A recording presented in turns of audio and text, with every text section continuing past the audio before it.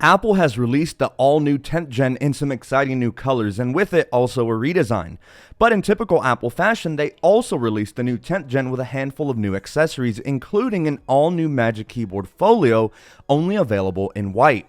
While on the surface, it will likely transform your workflow from tablet-related use to more computer-like tasks, thanks to the physical keyboard and trackpad, a row of function keys that oddly the Magic Keyboard for the Pro models does not feature. Weird, I know. However, what I don't like about it is that price tag. It's pretty steep, coming in at $249. Considering the fact that the new 10th Gen is already more expensive, coming in at $450, your total quickly jumps up quite rapidly with the addition of the Magic KeyBoard Folio and brings your total to nearly $700, and that's not even including the Apple Pencil 1st Gen.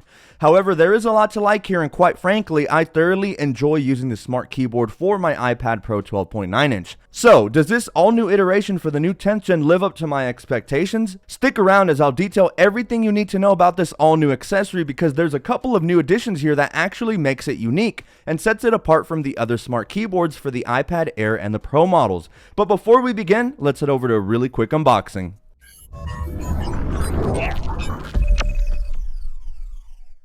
Alright guys, so here it is in the iconic white Apple box. This unboxing is pretty straightforward. So first, greeting us front and center is an image of our two-piece detachable set with iPad branding as well as Magic KeyBoard Folio branding.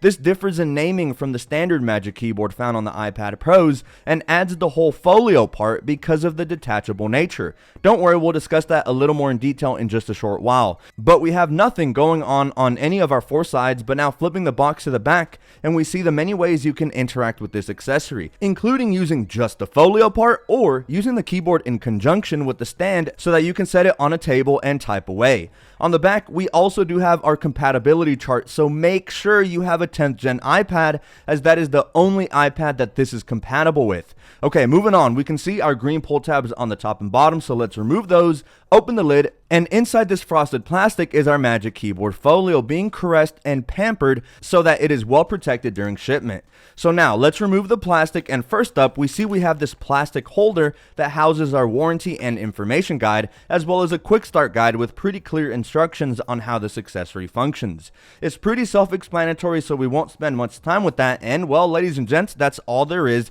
to the unboxing. As you can see, we got two different components, which is a bit different than what we are traditionally used to on Magic Keyboards for iPads, and that's because with the Magic Keyboard for the iPad Air and the Pro models, it's all one singular piece. Here, let me show you what I mean. Here I have the Magic Keyboard in white for my 12.9 inch Pro, but it's also compatible on the 11 inch and the iPad Air 5th Gen. And as you can see, it does not detach. It's similar to a book in the sense that upon inserting the iPad Pro inside, it will close easily and has protection for both the front and back side. And upon using it, it has that floating design that looks really neat.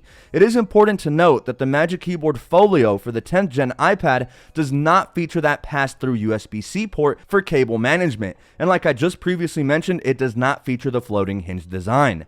This is partly because of the new two-piece design, since the keyboard part will attach via your smart connector on the left side of your iPad 10th Gen, and the folio part attaches magnetically to the entire back part of your iPad. But because of the two-piece design, this means that it essentially offers both a case and that detachable keyboard that can be used independently of one another. For example, if you have no need to use the keyboard in specific instances, then don't. You don't have to. You can simply use the back folio as a stand while consuming content such as Netflix or Hulu, and very much is meant to be propped up on a flat surface, since using just the stand on your lap is a bit cumbersome. The stand allows for a decent angle of articulation, allowing you to prop it up and adjust it to your desired viewing angle. The back folio part, in typical Apple nature, features that ultra soft microfiber material to ensure the back aluminum doesn't get scratched, and from reasonable accidental drops should provide ample protection so that your iPad doesn't get any dings, or worse, the glass shatter, especially given that having the keyboard attached with the folio provides more than ample cushion for such scenarios. It doesn't offer full body protection though, seeing as how 3 of our 4 sides are exposed. And while on that topic, when having the entire package closed, it does add considerable weight and thickness to this setup. On its own, the 10th Gen iPad weighs just slightly over a pound, officially weighing in at 477 grams. But with the Magic KeyBoard Folio attached, the weight is essentially doubled, and it adds a good bit of thickness. While it isn't anything to cry about, if you really want to complain about the weight, then maybe that may be a sign that you should probably start hitting them weights at the gym, bruh. Now, at the beginning, I mentioned this is unique in two ways compared to the Magic keyboards for the iPad Pro line. The first being the nature of the two-piece design that adds more versatility, but take a look at both of the keyboards side by side and you should be able to notice a key difference. Pun intended. The Magic Keyboard Folio, just like the Magic Keyboard for iPad Pros, has a full selection of keys, but it differs by including a row of 14 function keys, which is super helpful, and I have no idea why the iPad Pro version doesn't have these keys. With these function keys, you can use easy shortcuts such as adjusting your brightness, lowering or raising the volume, summoning Siri, activating Do Not Disturb, and even locking the device, just to name a few.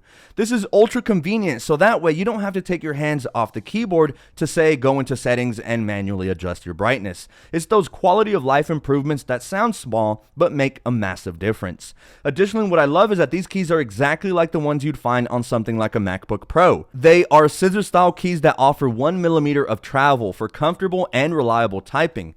This differs from the Smart Keyboard from the prior 9th gen that had those fabric-like keys that have minimal travel and just feels weird to type on. Like the response isn't as bouncy like it is on the scissor style keys from the Magic Keyboard. We do also feature a decent sized trackpad to navigate around the iPad OS, and some of the gestures you can do on a MacBook are present here. For example, using 2 fingers to scroll, using 2 fingers to pinch and zoom in or out, using 3 fingers to swipe to home from wherever you are, and so many more. The addition of the trackpad truly elevates the feel of the iPad and makes it transform into a versatile Mac-like machine. A big complaint I have with this Magic Keyboard Folio, however, is the absence of a backlight for the keys. This is a huge bummer, as there are countless instances where people could utilize a backlight with everyday use. There may be times you're in your room with the lights turned off browsing the internet or typing away at a Word document, and it'd be nice to have a dedicated backlight for those kinds of scenarios. But given this isn't a pro accessory technically, and is cheaper in comparison to the Magic Keyboard for the iPad Pros, I guess Apple deemed it not worthy enough of a feature to include when you're forking over $250. Shame on you, Tim Apple. Shame. I think also a quick side note that may sound like I'm nitpicking is that some of the keys are smaller in comparison to the larger 12.9-inch Magic Keyboard. This of course is understandable though, given that the 12.9-inch is larger, therefore the keyboard has more room to fit some of those keys. Like for example, look at the dash key next to the 0 on the Folio. It's much smaller, like half the size, as well as the return key and shift key, just to name a few, and normally this wouldn't be an issue, but here and there you accidentally strike a different key because you expect it to be there on a full-size keyboard, but it's only half the size. It's really not a big deal, but it is important to bring up. So in the end, what's my verdict? Well, I gotta be honest, it is expensive. At $249, you could instead snag a whole Apple Watch SE. 5 different watch bands for your Apple Watch, and heck, you're not that far off from purchasing an entire iPhone SE.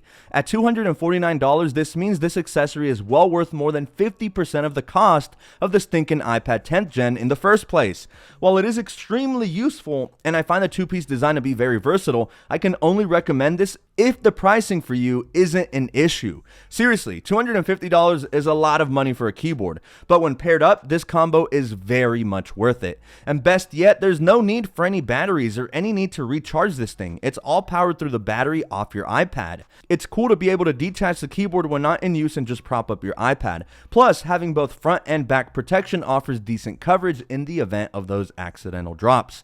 There are plenty of cheaper alternatives on the market, but Apple has built a ton of functionality into the Magic Keyboard Folio, which will make it worth the cost for some users. But I want to hear you guys' thoughts. What do you think of this all-new two-piece Magic Keyboard Folio? I think if the price were brought down to something around the $150 price range, then no doubt it'd be an easier recommend. But at $250, you really got to consider whether it's the right fit for you. I hope you found this video useful, and if you did, consider subscribing, or at the bare minimum, consider dropping a like. I'll be working on my battery drain test featuring the new 10th Gen iPad and new M2 iPad Pros very soon, so stay tuned for that. I'm clocking out for now, but I cannot wait to catch you all in my next video.